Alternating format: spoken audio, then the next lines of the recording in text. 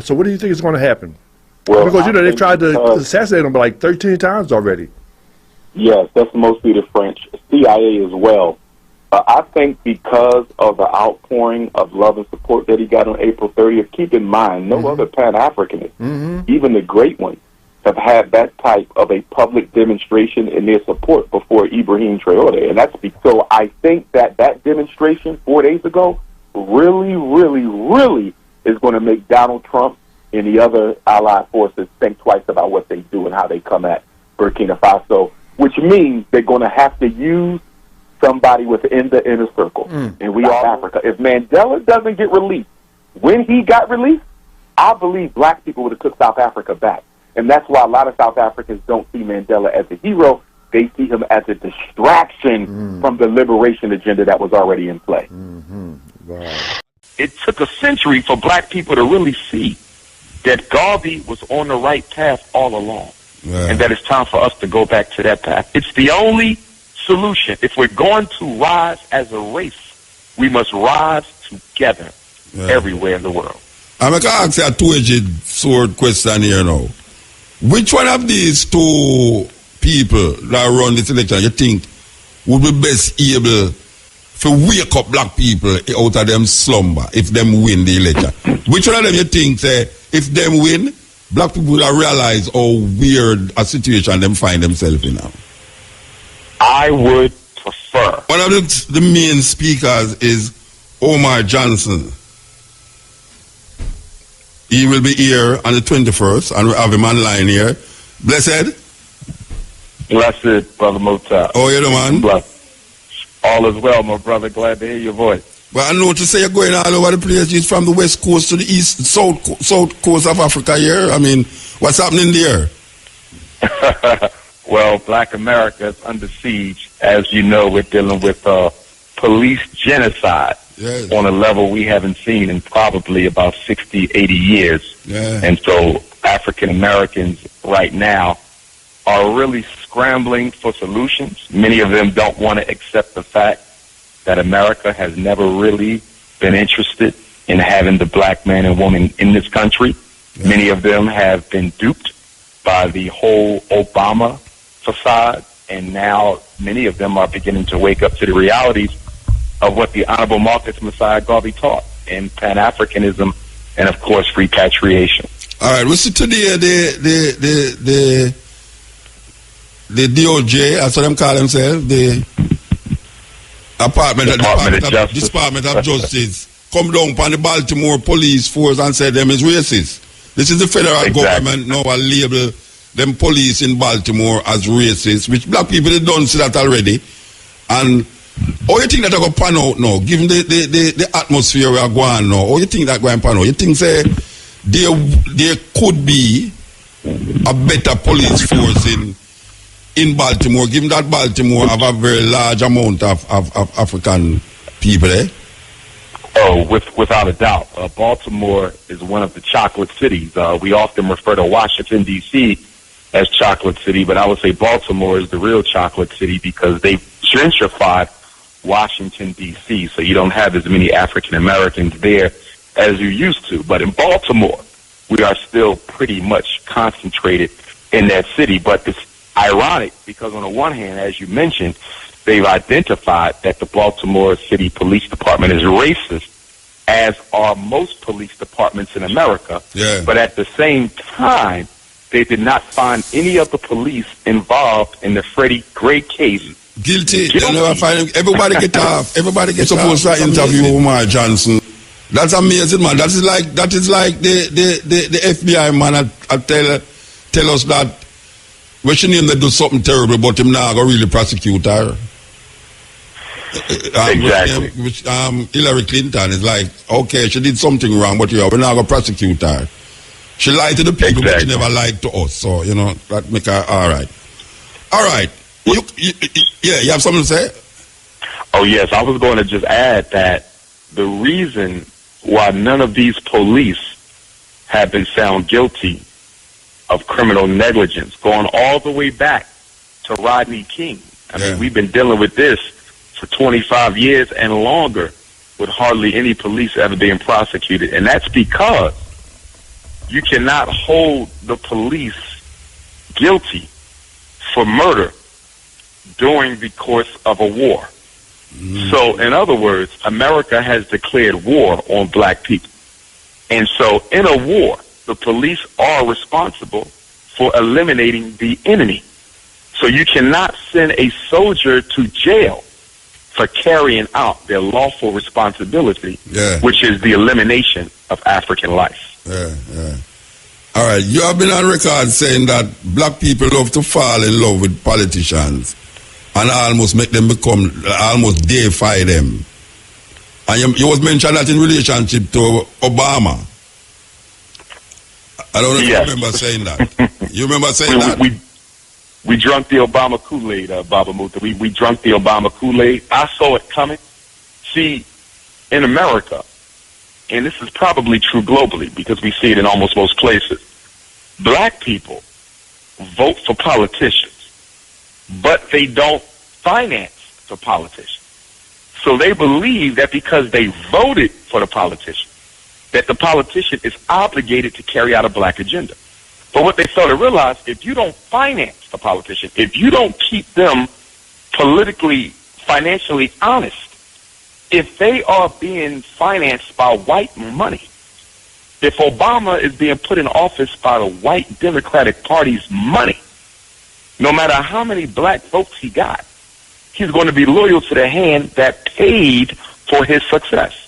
Which means that one of the reasons that we find so much corruption and negligence of black people by black politicians is because the average black politician is put in office on white finance campaign money. Until that changes, until we start financing our own candidates, every black politician will always betray his people and always abandon the black agenda until black people wake up to the reality that voting is not as important as financing the candidate. Yeah. You know, that is a good example again is Baltimore, where the most of the people them on the top is black people. But yet still that racism has continued for years without abating. Even though you have black this, black that, black mayor, black whatsoever in that part of the earth. You know, it's amazing that black people is in that situation. And I tend to want to agree with you. Because it is not their money that is turning, black people money is turning these politicians. Them can't do nothing about it. Them just can't do nothing about it. So we're in a dilemma. So, all right, you will be here on the 21st. You will be here, right? Yes, sir. Yes, sir. Definitely. And I'll probably be coming in, Baba Muta, about a day or two earlier, so I'll already be there before the 21st. But definitely, I will be there on the 21st to honor the greatest African leader of the 20th century. Mm-hmm. Probably the greatest African organizer in modern history, in His Excellency, the Provisional President of Africa, the Right Honorable Marcus Messiah Garvey. I'll be very much looking forward to it. It'll be my first time in Jamaica since, I want to say, 2011. I saw you at the university. You was at the university. Yes. I think Michael Barnett was the one who was responsible for that invitation. That is correct. I remember it's been about 5 years. I remember that we spoke at the Yoruba Center in South Carolina at that time. Yes. Yeah, I don't know if you remember. Yes, I remember. That's when we met. Yes, sir. Yeah, we spoke together at that function there. And indeed. I think also one of the Jamaican hip hop artists was there, Taris Riley, I believe. No, man. You remember the Yoruba grounds? There was not a show, you know. It was. Right, it was a lecture with you and I, but I think he made a special guest appearance, didn't he? I remember seeing him come through there saying a couple of words. I think. I don't remember that. But okay. All right. I noticed that you have been traveling a lot. I mean, you know, why? What is happening? What is happening with your travels here, you know? Because I know you was in West Africa last week, I guess. Yes. And you was in South Africa. Yes. Where are you now? Now I'm back home, for lack of a better word, I say home. All right. Philadelphia, Pennsylvania, where I was born and raised. So yeah. I'm back on the home turf. But yes, we was in Senegal. So what was happening in Senegal? South Africa. What was happening in Senegal?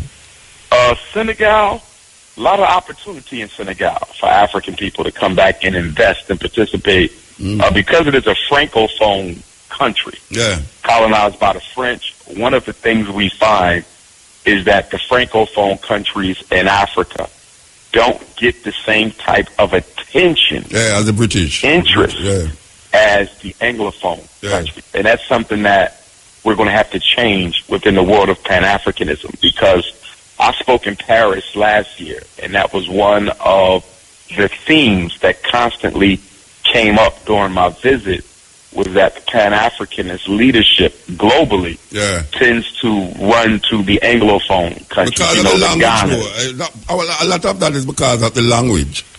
Yes. Yeah, the language is kind of what separates us a lot of times, you know? Yes. Yeah. But we got to overcome it, though. Yeah, definitely. It's a lopsided approach. Definitely. What was happening in South Africa? What was happening in South Africa? Well, South Africa was hot while we were there, politically hot. The election.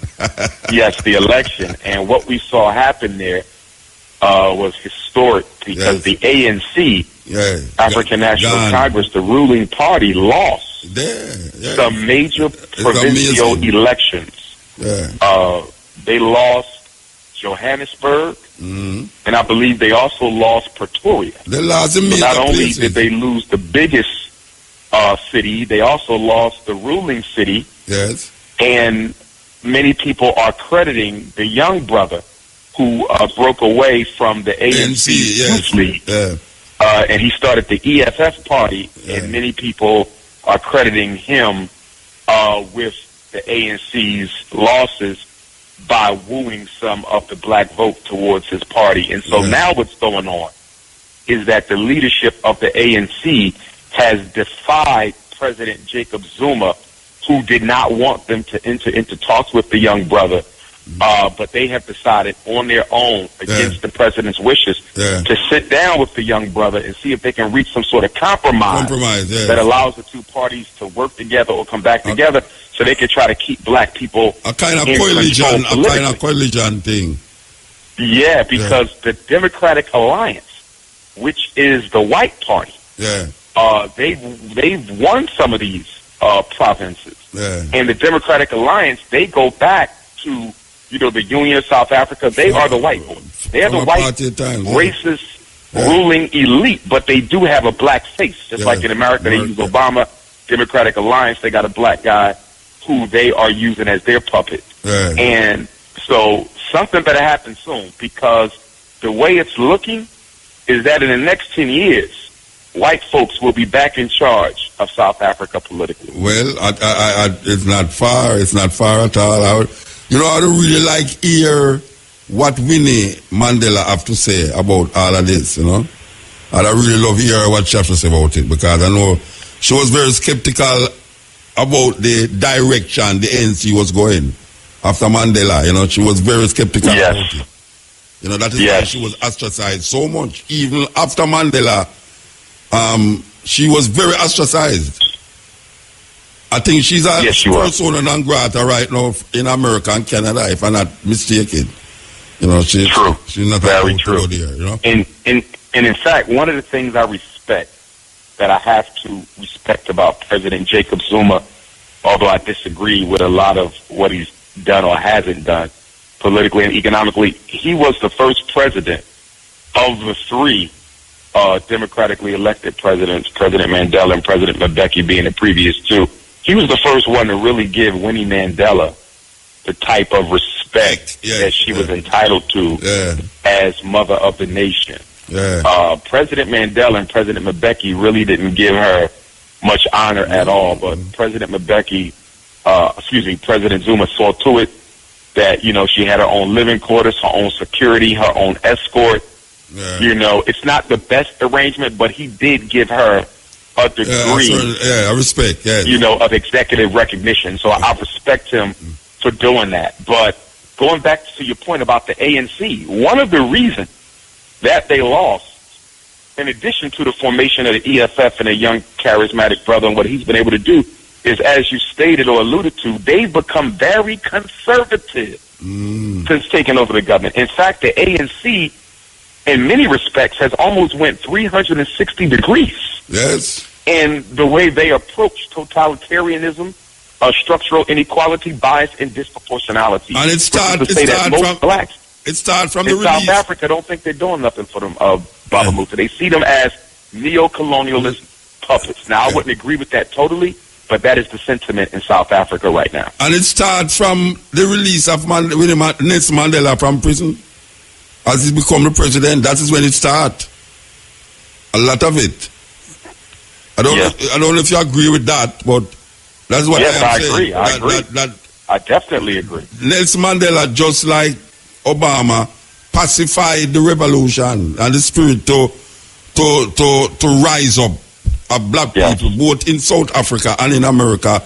Black people's spirit was left domiciled because of these two leaders. Yeah. And what a lot of people don't understand is that right before the elections in '94 in South Africa, the white ruling elite had Chris Hani assassinated. Yes. Yeah. Just before the elections, because Chris Hani did not agree with the negotiations and the way in which they were going. Yes. And because he was president of Umkhonto we Sizwe, the military wing of the ANC, he was prepared to organize his troops again and go back to fighting against the white ruling elite until they came to the table with a proposition that was more accepting and beneficial to the black masses of South Africa. And once he made that declaration, they had him murdered because they felt that they could negotiate with Mandela, but they could not negotiate with Chris Hani. And that also explains why Robert Sobukwe,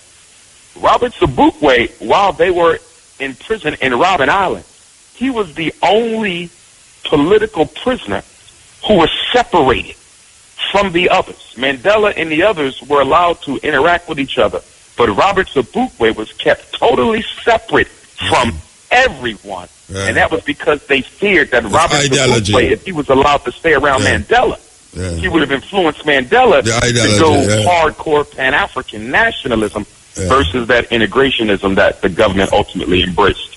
All right, so, Geopolitics, I don't know if you had already prepared what would be your topic in Jamaica at the moment, but I know I don't really like Geopolitics synopsis of what you're going to talk about coming here, or you don't prepare that yet?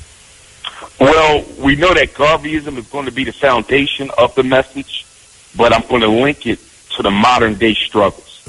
So, in other words, I want to approach it from a perspective that we are in the condition we are in globally as African people because we have abandoned the message and the philosophy of the Honorable Marcus Messiah Garvey. And in America in particular, you know, as you know, that ever since Mr. Garvey's deportment in 29, most of the leadership and organizations that have sprung up after Garvey have had an anti-African message. If you look at many of them, and I respect all of them for the great work that they've done, but they didn't come with an African ideology. No. Nearly every organization post-Garvey had come up with an Asiatic identity, an Islamic identity, a Moorish identity, you know, a Hebrew African-American identity.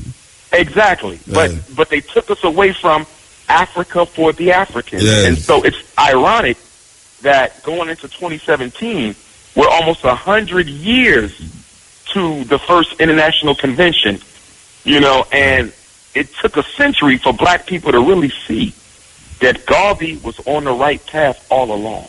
And that it's time for us to go back to that path. It's the only solution. If we're going to rise as a race, we must rise together everywhere in the world. I'm going to ask you a two-edged sword question here now. Which one of these two people that run this election you think would be best able to wake up black people out of them slumber if them win the election? Which one of them you think say if them win, black people will realize how weird a situation them find themselves in now? I would prefer that the victor be Donald Trump. Because Donald Trump, see, the Democratic Party likes to manipulate black people into the illusion that of everything's inclusion. okay. Yes. Yes, whenever we get a Democratic president, because we believe that they are the party for black folk, although there's no evidence to that proof. But whenever we get, or any proof to that evidence, any evidence to prove that, but whenever we get a Democratic president, we stop fighting because we think they are the party of black folks. Right. So I would prefer a Republican president because Republicans are very honest about the opinion of black people. Very honest. Okay. Donald Trump is an unapologetic racist. And because of that, I think his method of communication is more conducive to waking up black people than Hillary Clinton. However, I do believe that Hillary Clinton will be the victor. And I say that because her husband was already a president. Yes. He's a Bilderberg. And she's a money foundation. She have all the big man them behind her. She's the choice. Yes. And with her being a woman, Muta, here's the thing. With her being a woman, I believe that she would be more effective than even President Obama towards coming into Africa, coming into the Caribbean, coming into Central South America, coming into black countries, and seducing the presidents into whatever political, economic scheme the American government wants them to accept. I'm very fearful of how much worse we will be in, how much worse of a condition we will be in if Hillary Clinton is elected, because I really believe that she will be able to use her charm, her charisma, and her feminine energy to get a lot out of Caribbean presidents and African presidents. But we see that already. We see that already over the past 8 years. Well, not even 8 years. Over the past 4 years, with a systematic drive to militarize African soil. You know, she as a foreign secretary was able to push American military in Africa even much more than Bush himself. You know, and she was responsible. As a matter of fact, she's responsible for the rise of ISIL in Libya and in Syria. No, without question. Yes. In fact, I would argue that ISIS, the Taliban, Al-Qaeda, and half of these so-called terrorists that America is fighting are nothing more than creations of the CIA. Oh, yeah? They have a long history, of course, of creating terrorism to justify their invasion of countries, of countries, so they can go in and colonize and steal the mineral resources under the disguise of making the world safe for democracy. Okay, all right. So you will be here. I see that you will be at the University of the West Indies on the 23rd of August. Okay, I didn't know that, but looking forward to it. Yes.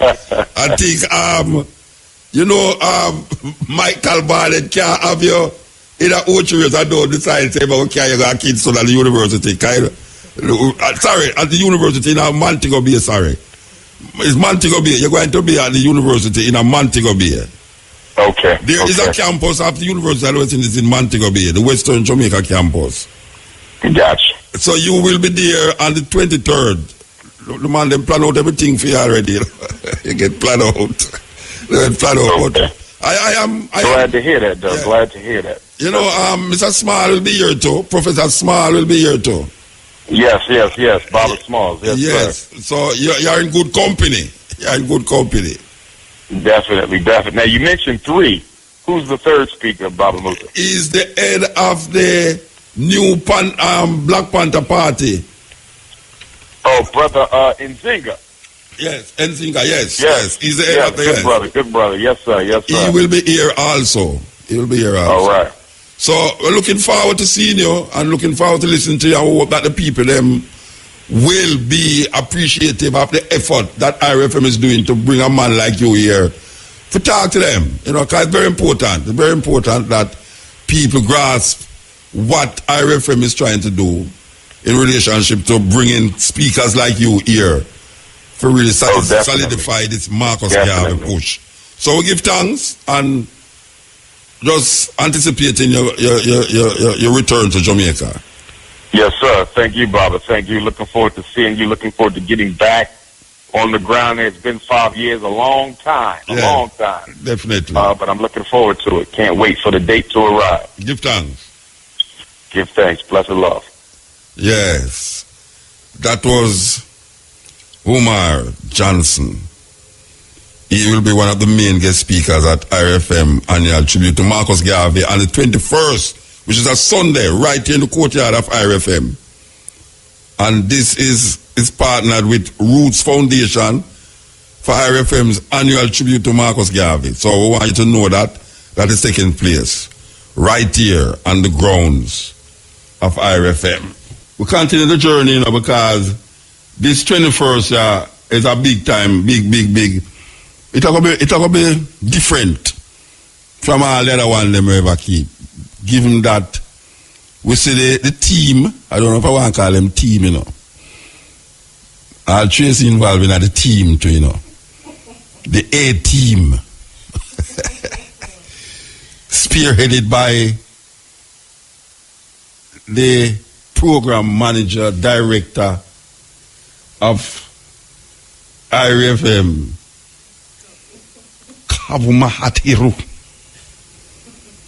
featuring Keshima, Shamara, Tony, Samantha, Gavin Naito. Gavin Naito?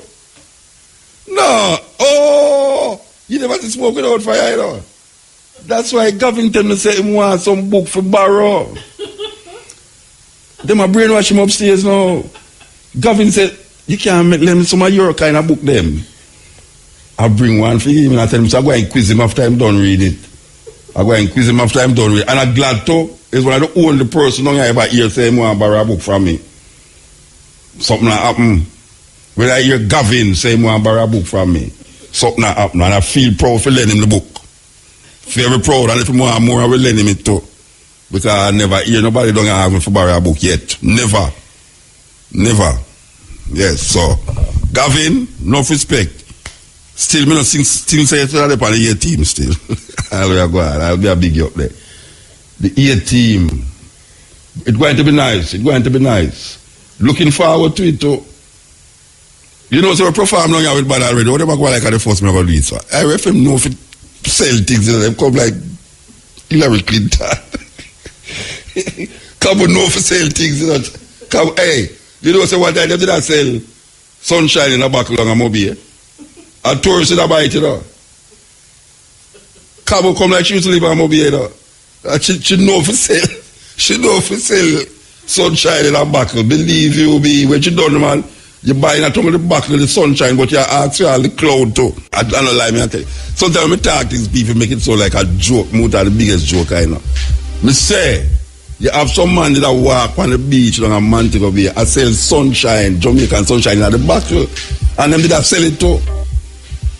Oh, so if them cannot tell sunshine in a buckle, I mean, no say, Cabo was part of that scam thing down there, sunshine in a buckle. You can't imagine what she can do so when she have the resources to do it. Some serious turn in the earth, that people have to really open their mind and take a stock. There's a time when we talk about Africa, people look at me like, when I'm mad people, when we want to go to Africa, it's pure starvation down there and bang belly pick me and flying at them mouth and all them something there. Come the 21st century, we say Africa is like a centerpiece right now. No matter which continent you depend on, all eyes is on Africa. Because the movement, if you do it sometimes look away, is it's like you can't stop it again. So when we hear like the embassy in Kingston and say, them not take no more application for the rest of the year. Yes, it's true. The embassy of Jamaica say, them not take no more application for the rest of the year because them is overwhelmed with how much people I tell them about say they want to go visit them family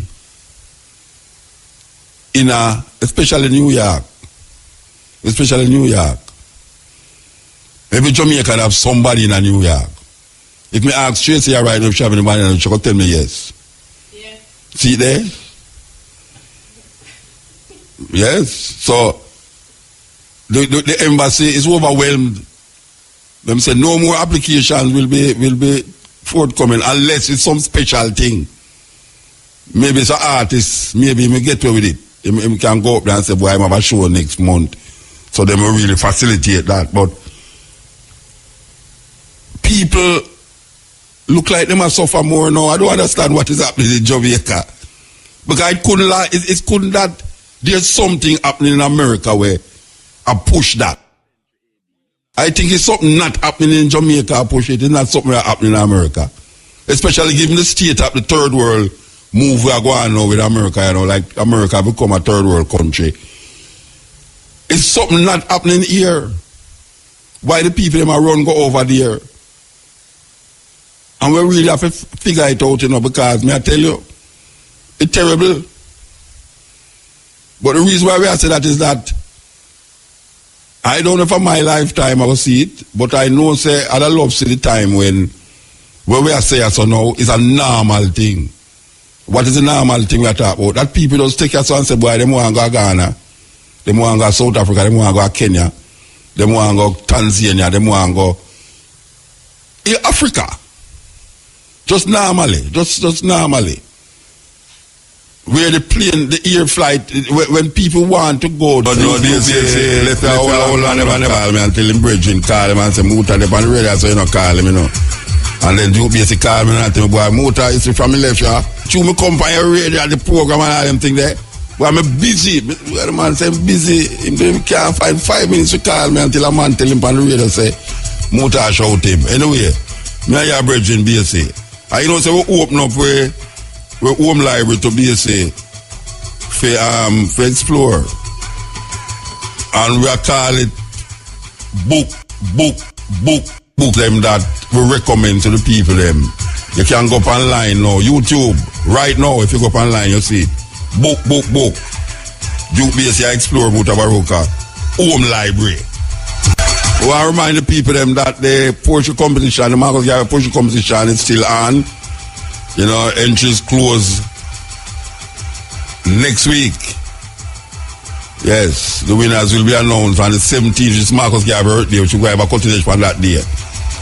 And we want you to know that you can post something and deliver it, and we know everything about it already. Marcus Garvey poem must include Amy Ashwood Garvey and Amy Jakes Garvey in the poem. Open from the age 1 to 15. Trust me. Can't tell me say a 1 to 15-year-old can't write a poem about Marcus Garvey, no, you know, because you're like a 10-year-old that sing some big people song. You understand? I'm good with it too. Okay. The people them want, and I will know people, about 2 people. Stay with omnipresent, and nobody no believe me say me omnipresent, you know. Alright, so don't worry yourself, man. With the Pyre FM right now, but trust me, we're already there. You understand? Yes. Reggae Sundance Festival in Holland and Hoven. We say, as we are telling about the African experience and how the Africa wake up, and we say that people know Africa is not like a place where people just say a Rasta talk about Africa, but Africa is open up to the point where you have Jamaican companies where Africa, you know. Yes, Jamaican companies where decide to set up base in Africa, you know, Ghana and all these places. So it's not a joke thing. So it really feel good to know that things that Rastafari over the years has been saying and has been fighting for and has been fought against for it's really manifested just here. You know, I talk to a sister and we are talking about how who that believe say all them elders were gone. Who that believe say them could have really smoke a spliff right now. Just like that, in front of police, I don't feel no way about it. That was unheard of. That is something like tired to lick weed in a bush. Go on, come out in the open. Sung by the man called Jacob Miller years ago. No man, not tired to lick weed in a bush again. Even though bush is a nice place to lick it still. Better than a concrete jungle. But the reality is that sometimes you struggle, and just when you give up is when you reach the light at the end of the tunnel. So would I tell the brethren and sisters them, say, continue to struggle, you know. Good must overcome evil, you know. And it might look dismal, you know, it might say, sure, rotted man. Oh, we have fight so long. It's like a man that tell me, say, boy, Muta, a long time you talk to them people, you know, them stiff-necked, you know. I mean, I say, you know how much ones were removed from one stage and level in them consciousness to the next level by then upon this program how long. You two was 10-year-old when them just start now. A 30-year-old nearly a buck 40 you know. And I can tell you, say, most youth right now were under 30. Most youth were under 30-year-old now who have African name. More than likely, at the program, I make them have the African name. I remember one time, years ago, me looking at it, I look for how much youth pass. And when me look how much youth pass, I say, wait, with so much African name, and I say, we can't get the cutting-edge credit for that. African names. You know we're going to bring it back? Pan the stepping razor. We're going to bring back that thing there, you know, African names for today's children. Where we give out African names and the meaning. And when we check a stock, the amount of youth we used to listen to cutting edge at university, and now them gone away from another university in somewhere around the world and can reflect and say, well, you know, yeah, that bridging there. Yeah, man, what heap of them? Email every day we get that from people who used to come there Jamaica and I go school and listen. And we're still there. So we now go make nothing divert we from where we are dealing with. We are going to stand right. If it's even the last man standing, and me that, the last man standing, we're not going to make nothing divert we, you know. Because where we are talking about, and we see a whole heap of the things them, and come to a fulfillment here. Yeah. So we're going to continue the journey and know, say, yes, it's a just cause, it's a liberation cause, it's an African experience, African movement. That we are dealing with. Muta. Blessed man. Where are you, Papa? I'm there, man. Boy, you gone, man? Eh? A boy, you gone, huh? Hush. No, so mean. But all time saying. But I forgot eat, but me can't reach a me hungry, I forgot stop side of the way. Name John Cross. John Cross. Oh, I don't get there? No, me I forgot eat screw. The student toward the teacher apology. About 2 weeks ago when they had the Greek and Latin business. Yes. Yeah, but we couldn't get to call back because we realized the first time the New Testament written. Yes, but when me the first time when it translate, okay. Latin is the first language it translate into from the Greek. That's why the word Jesus Christ come in it, you know. Yes. Yeah, Jesus Christ never that until it translate to Latin. Yeah. Latin have its what them call etymological origin from Latin. The Jesus Christ. Jesus, come from the origin come from Latin. Yeah, man. Yeah. But here what me I call about an old still. The little mini. Xylophone repatan. Xylophone, Shadia. Xylophone repatan, man. Yeah. Hey, listen to me, man. You think you want you first you want me then 2 weeks ago or 3 weeks ago, you know, let me go yet. May I tell you? You understand me? Well, you don't let her go that me carry go to studio go record it. Me jealous of say you find. Never find her, man. You go like Columbus sing her work, you know. She did it all the while, you know. She captivate me with the first. Why me I tell you say, hey, she bad. But listen to me now. The show that were Tessan Chin didn't mash up was the voice. It's still a go on? Yeah. Then link Shaggy and see if Shaggy can put on. No, we don't put her up on that, man. No, man. No, but man, the whole world would have seen them. No, the world I go see her, man. Trust me, the world I go see her, man. She don't have to go up on voice with the world. But you know what I say now? See, when I say I go get her at a voice training school, we just get a call from up a slide studio. Bonnie Brown said, bring her come. Then we train her. So, and then Rebel called me and said, she booked for some space, so for Rebel Salute, so you know. Don't worry yourself, man. Don't worry yourself. Career gone. I'm going to make sure she go to school and pass her exam. I'm going to make sure she say, everybody know this little girl. Yeah, me, I'm going to make sure of that. Believe you me. Believe it or not, I've been invited to debate at the Oxford Union. What? In England, Oxford, England, wow. with Brother Malcolm X, whose birthday is coming up, Al-Hajj Malik al-Shabazz, as you know, yes. 1964. A few months before he was assassinated, Malcolm was invited to debate at the Oxford Union as well. So here I am on the 100th birthday, the centennial of Malcolm X's birth. I'll be debating in that same chamber. I don't know who in the world could debate with you. And that's going to be May the 29th that I'll be at the Oxford Union. I don't think it's open to the public. I know some of the brothers and sisters over in the UK was asking if they could attend, but I think it's only open to the scholars of Oxford University. Will it be broadcast? You know, I'm not sure. Oh. I'm not sure. I'm going to try to get a tape of it, but I just found it very timely. Yes. I got my invitation on the centennial, or near the centennial, because I'll be debating 10 days after Malcolm's 100th. But I find that, rather fortuitous that I got that invitation on the centennial of Malcolm's birthday. That is so befitting. And I don't know who they could get to debate with you. I sure would like to hear that, because I would like to hear what they had to say.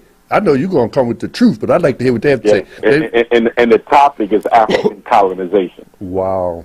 Yeah, they're going to be in denial. That's what they're going to do. Yes, sir. Yes, sir. Oh, my goodness. That's a good thing. And then I want to say that I'm very proud and very thankful to all the Africans around the diaspora on the continent, the entire Pan-African universe. 4 days ago, April the 30th, there was a massive global demonstration in support of Captain Ibrahim Traore, the president of Burkina Faso. Hands off of Burkina Faso, hands off the Sahel Alliance.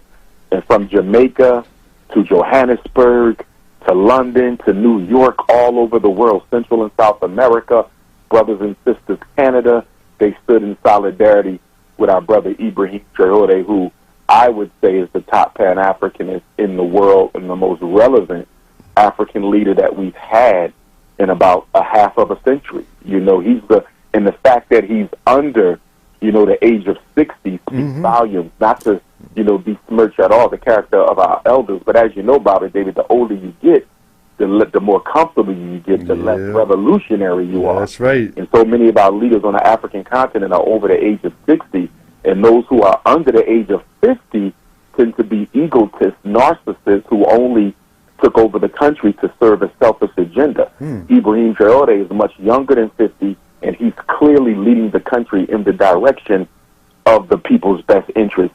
And what happened a few days ago, Bobby David, was the AFRICOM commander, a House Negro appointed by President Trump by the name of Michael Langley. He made some comments about Burkina Faso and Captain Ibrahim, where he basically said that Captain Ibrahim led a coup, and America shouldn't have any problem with coups because they have financed most of the coups in Africa through the CIA. But anyhow, they said he led a coup and has taken over the gold reserve of Burkina Faso, not for the interests of his people, but for his own selfish aggrandizement. And we know that's not true, Bobby David, because that brother wears the same, type of clothing every day. He eats the same food. He did not take an increase in pay. He lives very modestly. He is very much the reincarnation of Thomas Sankara before him.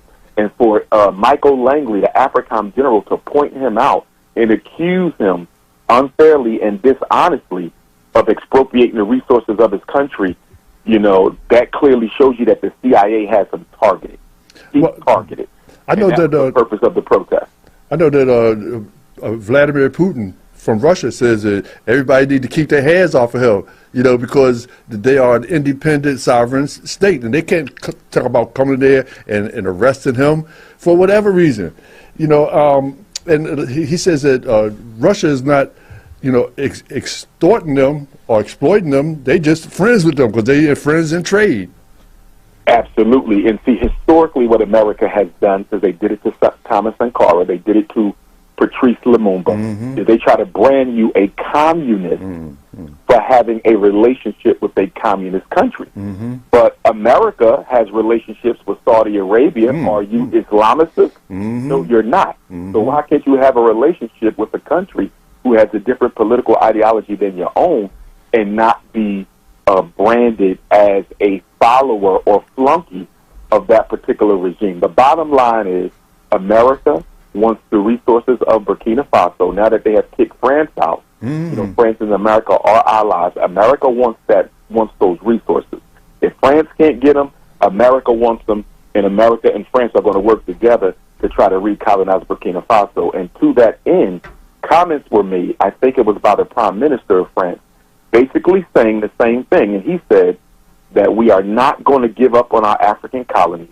We are going to stay there and help them become what they need to be. That was a code word, Bobby, that we are not going to accept Burkina Faso's demand that we leave. Although they're gone, we're going to try to come back in. We're going to try to overthrow him, and we're going to try to put the white supremacist puppet regime back in place. That's what they're saying. So Burkina Faso has to look out for France and America working together to try to recolonize Africa, because here's the thing, Father David. Most of Africa is under the age of 30. Most of Africa. In fact, I think most of Black America is under the age of 32. And that is a concern for the white power structure of this planet, particularly UK, France, Germany, Britain, and Belgium, because if Ibrahim Traore and those other two brothers up there, President Goita of Mali and President Chiani of Niger, if that Sahel alliance is effective in influencing and building leaders, strong, strong, brothers who are focused on the best interests of their people, who are not self-serving, that can lead to a continental-wide African liberation struggle, which is what Africa has always needed. Africa never had a continental-wide liberation struggle. They had regional struggles. As you know, Osajifo, Dr. Kwame Nkrumah, he allowed revolutionary armies, liberation armies, to come and train in Ghana when he became president, which is one of the reasons they overthrew him. But we've never had a continental-wide revolution, and we've never had a global Pan-Africanist revolution. But I just say all that to say, Baba David, I'm happy for the brothers and sisters who stood up across the world. Many of them are not Pan-Africanists. They have not really studied the philosophy and the greatness of Pan-African philosophy, but they still understood that we were African. And at a time that we have organizations in this country who are trying to influence our young people not to identify as African, who are trying to tell them that they are pretendians or they are Asiatic or they are indigenous to America and all these other lies. It just felt really, really good to see them stand up and recognize that they were African, and it just lets us know that the red, black, and green flag is still in full effect. I know though that they having a lot of propaganda and publicity about Ibrahim, and it's like I don't understand. I understand, but they're trying to oversaturate him so that people will think that he is a negative when actually he's a positive. Hey, Patrick, how you doing? I see you over there. I'm doing good. Good. And I was really insulted when France had the nerve to say that Burkina Faso and Africa should be grateful to France. It's unfortunate. That is such an unfortunate statement that the president made to the leader and some leaders of Africa, because France pretty much lives on the resources of African countries. They do. And with Ibrahim Traore, really taking over as he is doing, and with the other two, the Sahel, movement, they are afraid. They're pretty much afraid that things are going to slip off their hands, and they're going to become one of the poorest countries in Europe very, very soon. And that is going to work in their interest. So all those statements, we are far, far, far past the colonial time when we give you everything. Not anymore. It's never going to happen. Not even today. I know France is talking about Burkina Faso is one of the poorest nations. Well, the leader said, well, if we so poor, why y'all don't want to get out? Why y'all want to just leave us alone? Well, and why are we so poor? Because of exploitation. Yes. Your colonization. And keep in mind, when many of the African countries received independence, and you have to put independence in quotes, but when they received independence, when on their way out the door, France, Belgium, on their way out the UK, on their way out the door, the Dutch, they sabotaged the infrastructure of those countries to make sure that even after all that exploitation, we're going to make sure that you can't even use the infrastructure we built just to benefit ourselves. So they sabotaged the water sources, they sabotaged the railways, they sabotaged the ships, they sabotaged the electricity systems. They made it so you had to start from scratch without nothing, not to mention the neo-colonialist demands that they made. They continued to print the money for most of the African colonies. They continued to handpick the leadership. They continued to, taint the democracy. Like, they have never given their former colonies an opportunity to grow on their own. That's why they assassinated Patrice Lumumba. He said, we don't need you. We know how to do this ourselves. But because he didn't want to continue to be a puppet, same thing with Amilcar Cabral, same thing with Thomas Sankara, the overthrow of Osajifo, Dr. Kwame Nkrumah. They tried to do the same thing with Sekou Touré when they invaded his country, but he was able to successfully repel it. They did it with Walter Rodney. They did it with Maurice Bishop down in the Caribbean. This is what they do. You're going to do it the way we're going to do it, or we're going to unleash a barrage of propaganda that's going to have your own people thinking you're incompetent if they don't know their history. And that's why we have to know our political history, the ancient history of Africa. That's also important to learn. But what I find as I travel around and speak to students, even in college, they don't know the political history of African people. And specifically what I mean by that is I'm looking at 1950 until now. Do you know what has happened for African people and to African people everywhere in the world, wherever they are, from 1950 until now? And extending beyond that, I would say you should know the complete political history of African people from 1900 until now. A lot of our young people know everything about Egypt, they know everything about the pyramids, they know everything about the ancient kingdoms, but they don't know a damn thing about how we got to be where we are now. And if you don't understand how we got to be where we are now politically, you will automatically fall victim to the propaganda. A historically conscious person can never have propaganda used against them. That's true. That is very true. Africans don't know their own history. I think African Americans know African history much, much better than Africans themselves do. If you ask a Ghanaian some basic Ghanaian history right now, they wouldn't be able to tell you, but they consume everything Europe, they consume everything America, Canada, and France, and they accept those things more than their own history. So that's one of the problems that we have in Africa, that we rarely listen to them. Patrick, what do you think creates that cultural deficiency in Africa? It's the propaganda. The propaganda. Because we have actually, even us, we detest our own cultures. Our own cultures, we detest them versus the European culture. So if we have this tribal conflict between us, even within the tribes, there are conflicts within us. So it is easy to play that game for us that psychological warfare for we Africans. Very, very easy to do that with a token of, cash.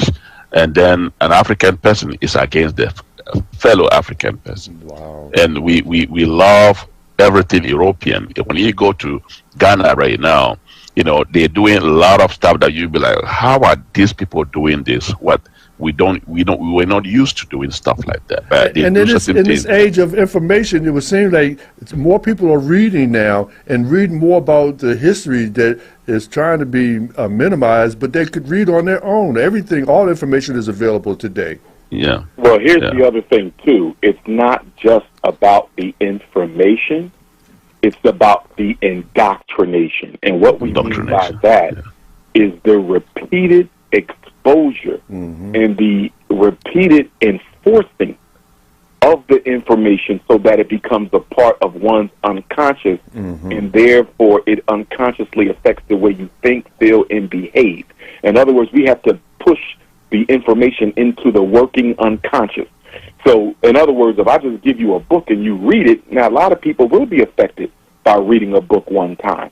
But if you're trying to indoctrinate the people, you want to condition the people, that requires a socialization system. And so you got to have a socialization system. That a school system can be a socialization system, but it tends not to be in our communities because our children are not taught who they are, and they're not taught who they are by people who are African themselves. So if you take the school district of Philadelphia, you have the 1-credit African-American history course that they do here. I think they get it in the 10th grade.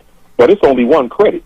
So the other 11 years in civics and history class, you're taught the lives of America, the greatness of America, the greatness of the people who enslaved your ancestors. And then we're going to give you 1 class in the 10th grade after you've already been indoctrinated. And that class is likely to be taught by somebody who doesn't even look like you or care about you. So what good is it going to do? So the information is only as good as the person teaching it. And the person teaching it, no matter how good of a teacher they are, will only be as effective as the system that supports them. You got to have a system where the kids are taught who they are every day. Look at China. In the Chinese schools, those children are taught who they are every day. It is a part of every lesson. It is a part of every text. They are taught to be proud to be Chinese.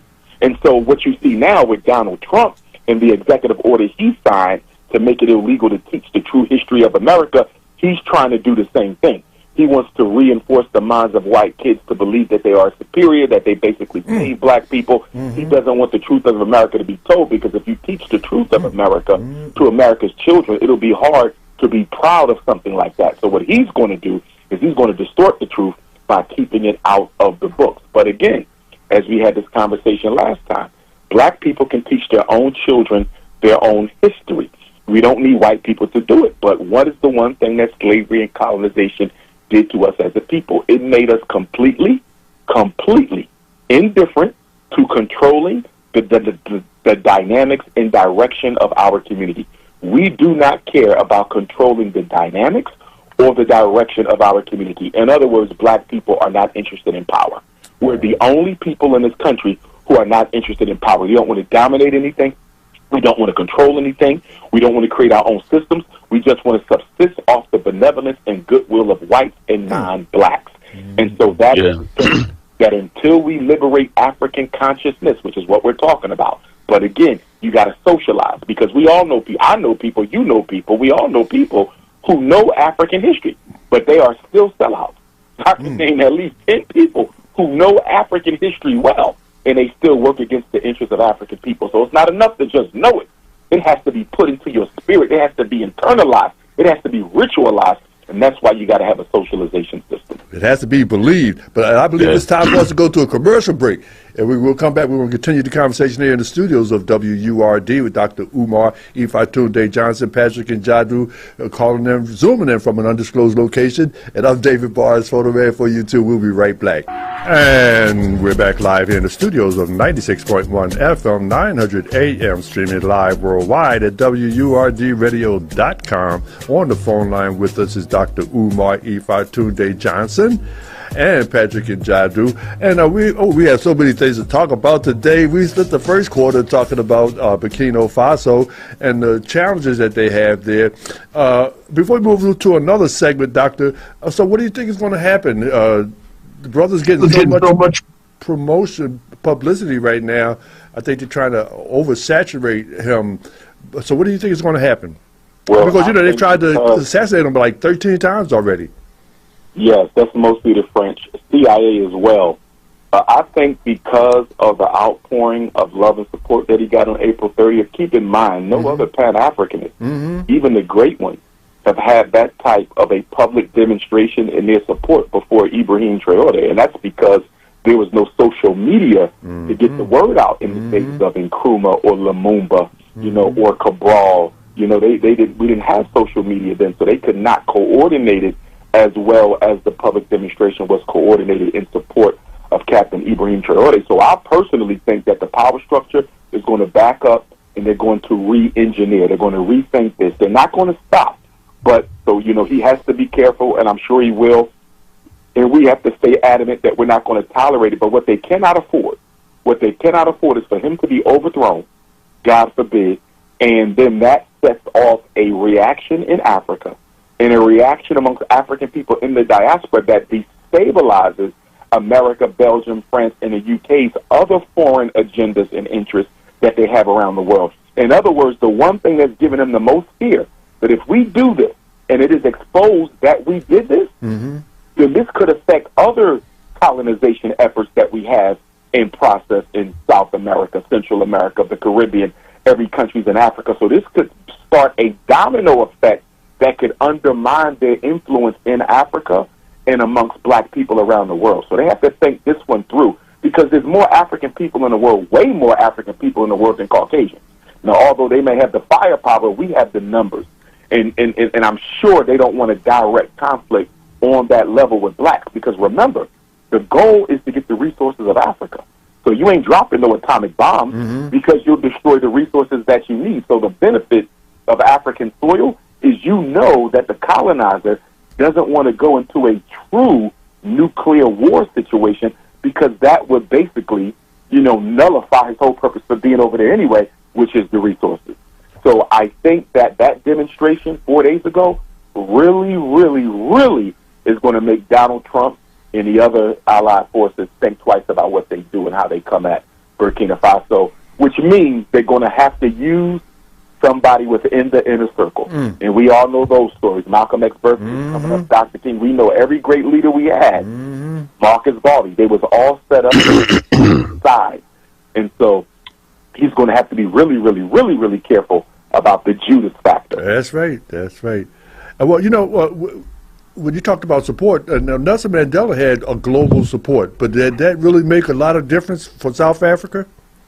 Well, in a way it did, because remember, South Africa began to struggle because of the sanctions that was put on her by countries around the world. So that definitely played a role in Nelson Mandela's release. Now, I think that the apartheid regime was going to release him anyway, because they needed somebody who could stop the South African youth from rebelling in the streets. Because if Nelson Mandela doesn't get out of prison, and this is a big reason why a lot of our South African brothers and sisters don't really see him as a complete hero, because he really stopped the military, the black boots on the ground military, the Umkhonto Sizwe, the spear of the nation. He really stopped the military, the People's Army, from taking back South Africa. If Mandela doesn't get released, when he got released, I believe black people would have took South Africa back. And that's why a lot of South Africans don't see Mandela as a hero. They see him as a distraction from the liberation agenda that was already in play. Wow.